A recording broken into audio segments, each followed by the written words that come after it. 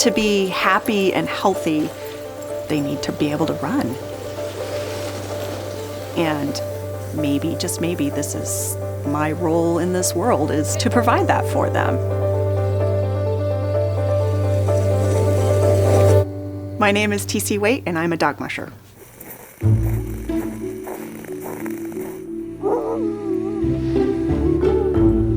Rescuing these dogs and giving them a home is really important. We have right now 23 sled dogs on the property. We kind of have this motley crew of scratch and dent sort of dogs that have come to us from a variety of different places. We have a group that have been rescued. We've got some from a shelter. We've got some retired racing sled dogs that are living out their golden years with us. In my mind, it's a second chance for these dogs. Are you ready to harness? Yeah. Huskies love to pull a sled. It keeps them active, it keeps their mind focused. This is what they were bred to do over generations. Even though they're older, or maybe they can't keep up with a race team, they still love to do it. You don't have to be the prima ballerina in order to enjoy dance. The way that we make this work is we go back and forth between Colorado and Alaska. So in the summer times, we're down south in Colorado and hold down jobs and save all that we can during the summer so that we can put it away towards the winter. We managed to transport 21 to 22 dogs over 3,000 miles each way twice a year. I've got friends and family. They might not understand our crazy little life, but they understand that we're doing good things for these dogs. There is nothing like experiencing a dog team in action. You're literally dropped into this snow globe of wilderness that you can explore, and you get to do it with your best friends. It just makes my heart sing.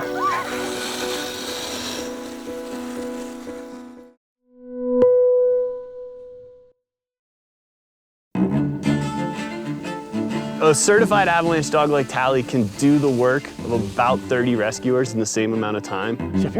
Their sense of smell is 10 times greater than ours. And if someone's buried in the snow, or not even buried, but just lost in the woods, the dog can smell their scent coming up through the snowpack and tell me where to start digging to find that person. We are the first responders, and a lot of times if things go well and to our training, we can facilitate that rescue without putting anybody else in harm's way and be done quickly and efficiently and all go home safely.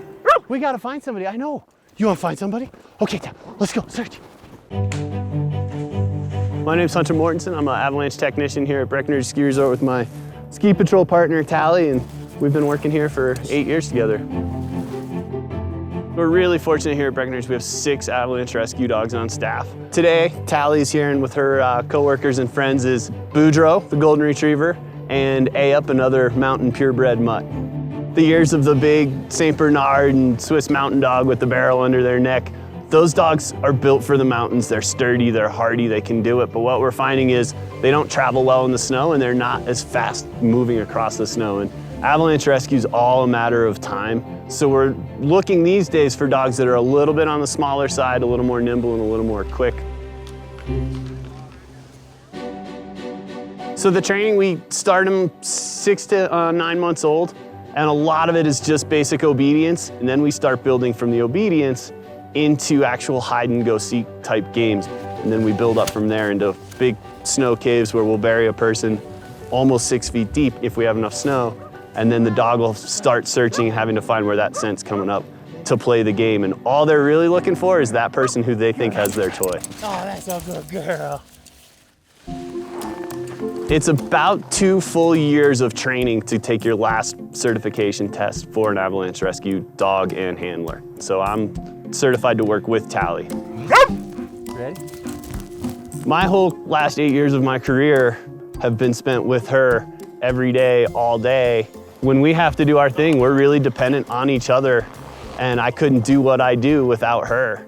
And so it's an amazing partnership, and I'm really honored and proud to be a part of this program and work with a dog like her.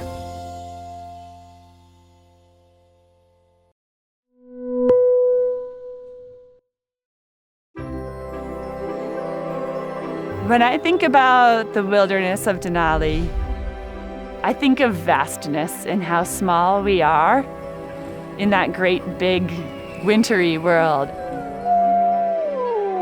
Sled dogs are not the National Park Service's idea. This is an idea that we have adopted from everyone else who knew that dog teams were just the best, most reliable, and I'd argue most fun way to travel around Alaska in winter.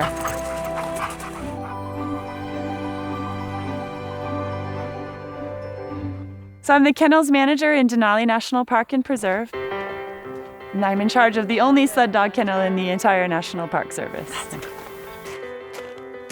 In 1980, the original park boundary was designated as wilderness, and officially designated wilderness is the highest level of federal land protection available. And it means that you can't use any motorized form of transport to travel. It's all going to be through non-motorized transport, so dog teams, skis, snowshoes, anything like that. Let's see your teeth. These dogs are all Alaskan Huskies, born and raised for thousands of years to live in the harsh winter conditions of Alaska and to want to run and pull a sled. Ready? Asking me my favorite dog is like asking a parent their favorite child. It's not possible to answer that question. They all win my heart in some way or another. These guys are amazing. They bridge the gap to the wild. I think the dogs are just an incredible invitation and inspiration for our visitors. We're all a part of this wilderness. We're all a part of this place. And it has so much to offer us if we're willing to go out and be challenged by it a little and immerse ourselves in it.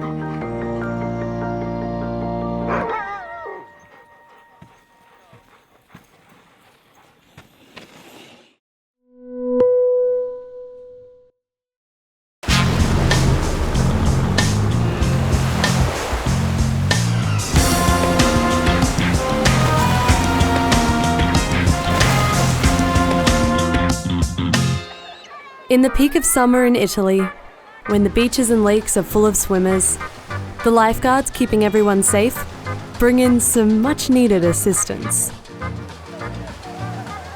L'uso del cane nel salvataggio in acqua dà veramente una marcia in più al soccorritore.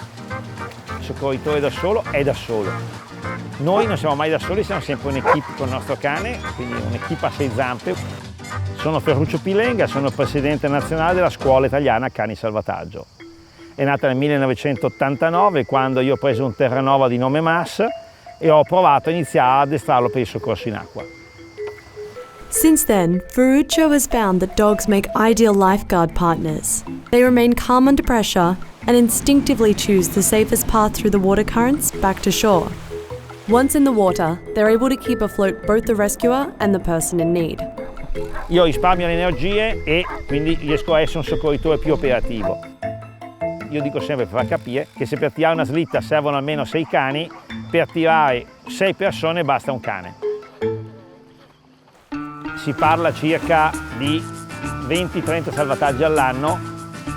Mediamente tutti gli anni l'elenco di salvataggi è molto nutrito. To keep up with these numbers, the school has over 350 certified rescue dogs, and each year takes in new recruits. After about 18 months of training, they learn how to jump from speeding boats and helicopters safely, among other rescue techniques. Italy is the only country in the world that recognises these certified canines as actual lifeguards. But the value of this is catching on, so the school is starting to expand abroad. Decidere se un cane è abile a diventare un cane di salvataggio è impossibile. A mio avviso non ci sono cani sbagliati.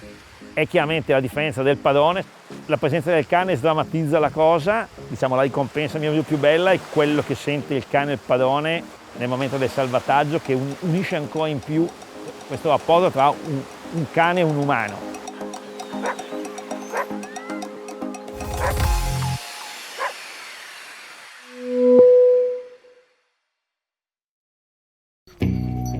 Pets love us unconditionally, and they don't judge us.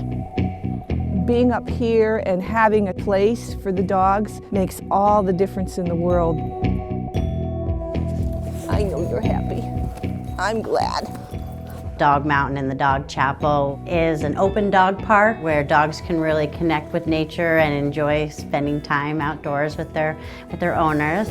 And having a place like the Dog Chapel really helps people say goodbye or also just leave a little message about how much they loved them. It was basically started by artist Stephen Hunick. He said the worst thing he'd ever heard is, "It's just a dog." That's why Stephen built the Dog Chapel, to memorialize these wonderful creatures that have touched our lives so much. We've got people that pilgrimage from every state and every continent just to bask in the walls of the chapel and leave a little message behind. They take comfort in knowing that those pictures and those messages will be here for years to come. I think dogs can bring out the best of us. And yeah, it's horrific to say goodbye, but that's true of so many losses in our lives.